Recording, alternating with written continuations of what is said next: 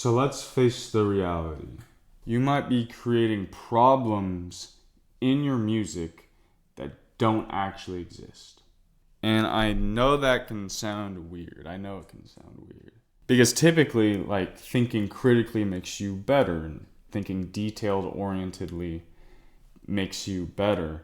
Whether that's picking apart lyrics or every vocal take or just any sort of decision making, typically revolves around you thinking that you're being serious about your art. But there's a point in which improving a song turns into creating problems that don't exist. And if you clicked on this video, then something like this is probably happening to you. So you'll make something, then you'll like it for like 5 to 10 seconds, and then immediately your brain's gonna go like, why does this sound bad? Why doesn't this sound professional? Like, what's wrong with this? What's wrong with this? This isn't good enough. And now your entire song's gonna start to collapse. And this wasn't because your song was bad, but it's because you looked at it through a lens that something was wrong. And you know, I used to do this. I did this for probably like 5 years, where I would make something that genuinely feels special, something real. And then instead of letting it breathe and have life, I just would immediately start attacking it. And I would listen back to it on loop, and it was almost like I was trying to find evidence to hate on myself. Whether my like vocal take was bad, or my inflection was off, or there was like a click in the microphone, or if it was boring or corny or whatever. And honestly, I didn't think anything of it. Like, I thought I was doing my best to get better and improve. Like, I thought I was being just disciplined. I thought I was just being honest and listening. But what I was really doing is training myself to distrust my creations. I was training myself to habitualize distrusting my creations and my music. So thankfully, you clicked on this video, and you're gonna find the literally one thing, the one shift that can and will change the way you make music forever. And it's not to use a better microphone, it's not to use a better plugin, it's not to write better lyrics and think more, it's not to think more. The thing that changed everything for me was this. You cannot create freely while assuming your creation is broken or not good enough. You cannot hear and therefore create a good song if your mind is looking for problems with the song. And I know a lot of people are going to hear that and think it sounds like BS. Oh, I have to think all my songs are great. Oh, I always have to be positive all the time. And that's just not what I'm saying. It's just not what I'm saying. What I am saying is this. There's a massive difference in improving a song from love and creation and attacking or improving a song from fear and distrust and not thinking it's good enough. And if you don't understand the difference between those two, then you're probably going to spend years fixing your music, making it sound better, obsessing over it, not trusting what you're hearing. So like 2 years ago, I would open up FL Studio practically every day. I would open up FL Studio, and I would always start with like real love, real excitement, real joy, a real spark. So I'd find a beat, I would feel something really special or exciting, and I would get a little spark, maybe a melody, maybe a beat, maybe some lyrics, something. And for a couple of seconds, maybe even for a couple of minutes, everything just felt super easy, super lightweight. I was just creating in flow state, having a great time. And then eventually, my mind would come in. Is this going to be cringy? What would other people think of this? And when those thoughts would come in, my energy would change, my emotions would change. So the song went from something that's alive to something I was defending, attacking, not thinking it's good enough, something less than enough. And now understand, I wasn't creating anymore, but I was inspecting, I was judging, I was comparing. And if you break it down, I was trying to solve the problem that my song wasn't good enough. And the more I try to solve these problems, the more problems appeared. And so that's like the loop I would go in, like every other day, every day. where I would get motivated, I would find a beat, I'd create something really cool and sit in flow state for like 4 to 5 to 10 minutes maybe. And then my mind would come in and start attacking. And I would start finding problems in my music that just didn't exist in real life. Nor did they exist whenever I was creating the music. And I would do this for a while, and I would consistently finish songs, but it never felt consistent. It never felt like I consistently made good music. It felt like I was fighting my music, trying to force it to be good instead of making good art and leaving it. And there's actually a reason that this happens. And it's something that a lot of YouTubers or just people online won't talk about or don't even know about, because they're focused on external fixes. But the root is internal. The concept I'm talking about is living in a problem consciousness. Or put more simply, living with the assumption that there's problems. It's a state of being where you enter creating or viewing creating while already assuming that something is wrong. Assuming there's something inherently wrong with things, right? You assume your lyrics aren't good enough for no reason. You assume your voice isn't good enough for no reason. And you assume your taste isn't good enough for no reason. In fact, the only reason a lot of people think to give it is that they're being logical, that it's logical to think that their stuff isn't good enough. So you assume your ideas need to be fixed before they're allowed to even exist. And then that becomes the lens that you create through, and you end up finding more of it. Problems, more things to fix, more reasons to doubt the song and your artistic ability and yourself.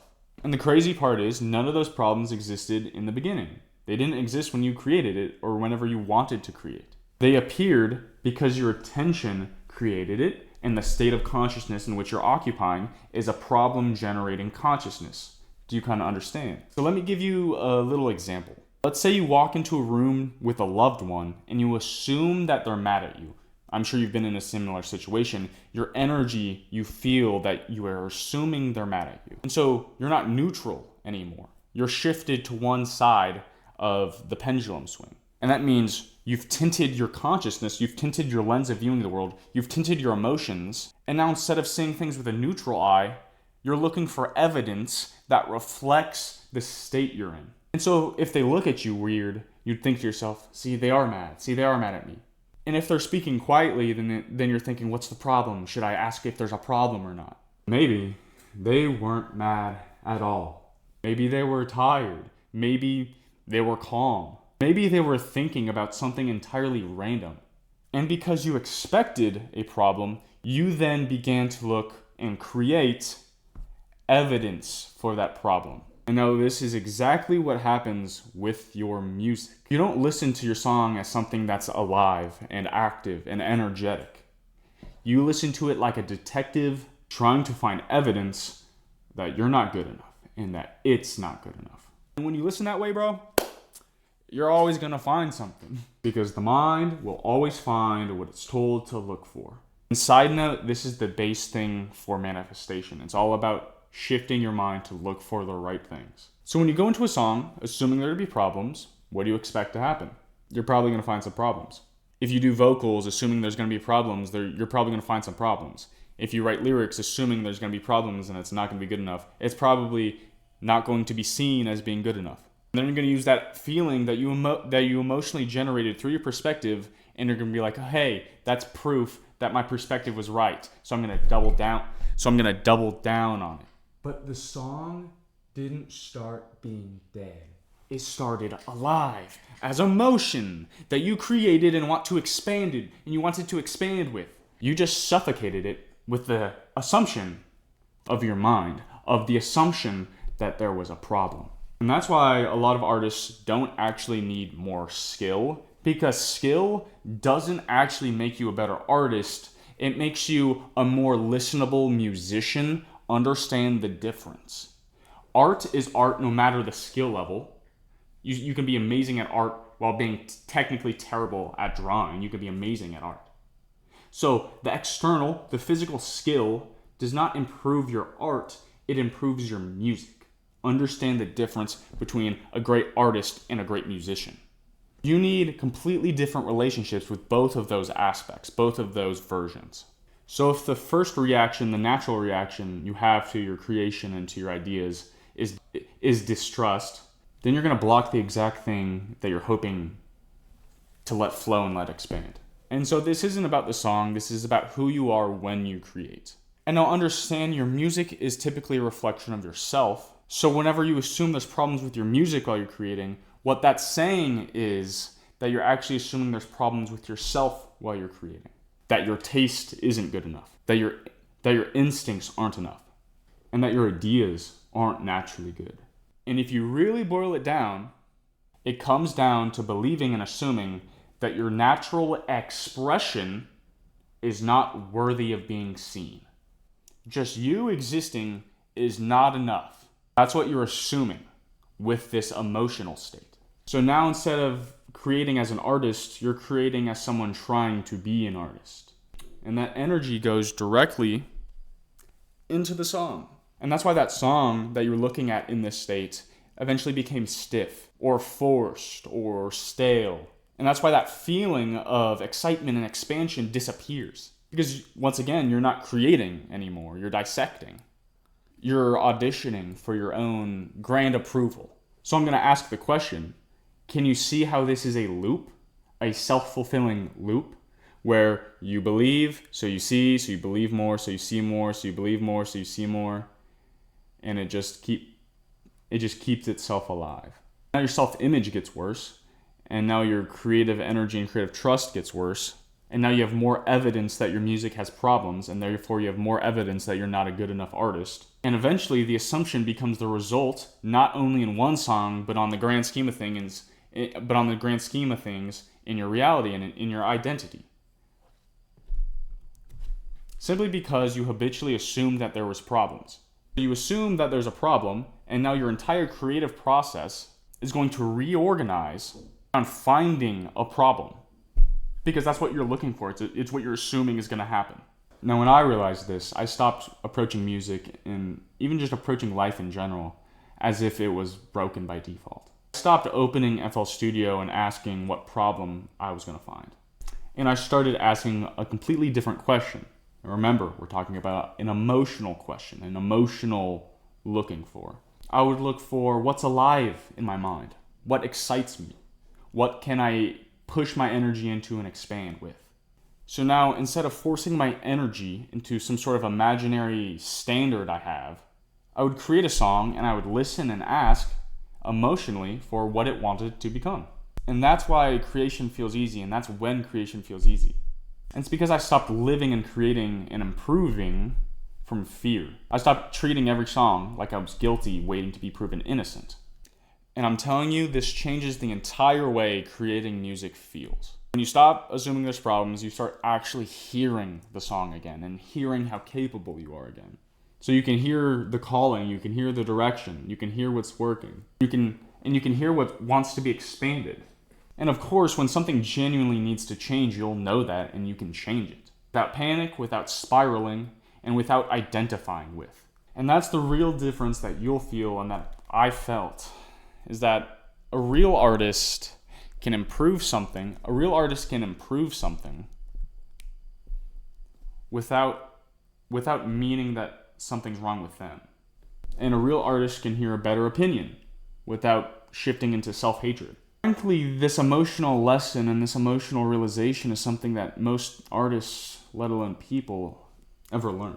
So here's what I want you to do. The next time you go to make music, don't start by asking what's wrong. Remember, we're talking emotionally. Don't start by feeling, asking, looking for what's wrong. Start by looking for what is working. Start by looking for what is generating some sort of emotional spark from within you. Literally, before you make any decision at all, look for an idea that generates and cultivates emotion. Then build from there. Then pour your energy into that spout. And then pour your energy into that bucket and into that idea. Where your attention goes, energy flows. Basically, if you focus on problems, your song's going to become problems. And if you focus on the life of your song, then your song's going to have that life. Here's the actual exercise. When you sit down to create, take 30 seconds to a minute. super fast. Close your eyes, take a deep breath in and out, and tell yourself that my job is to listen, hear what's alive, and follow it. And that's it. You go with that. You start believing that. And then you start to make music with the assumption of that identity as well as you can. And when you record something, don't immediately judge it. Just keep following your emotion. Keep following that thread of energetic expansion that is your idea. Listen for life. Listen for energy. Don't listen for perfection. So you're not fixing a broken thing. Remember, you're revealing something that's already there, that already wants to come through. And you are the path that it's walking. So basically, it's dangerous to assume that there's problems with your music, because the second you assume, you stop creating from trust. And you stop creating from trust, your energy loses the life it had that made it sound good in the first place. So create first, trust first, find the energy first, and then refine from there after continuing to bring the life of your idea into existence. That's how you stop choking the song before it has a chance to actually breathe. And once again, I know this can be a little bit different advice than what you typically hear.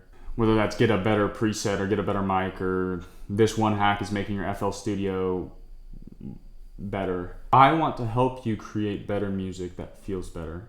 I want to help improve the way you create the music. I want you to feel like your creativity is something that you can trust. So if you're tired of overthinking every song and overthinking every idea and feeling bad or inadequate, and if you're tired of feeling like you might never make another good song, then just subscribe. This channel is for artists that want to stop forcing their music and start creating their music. So thank you for watching.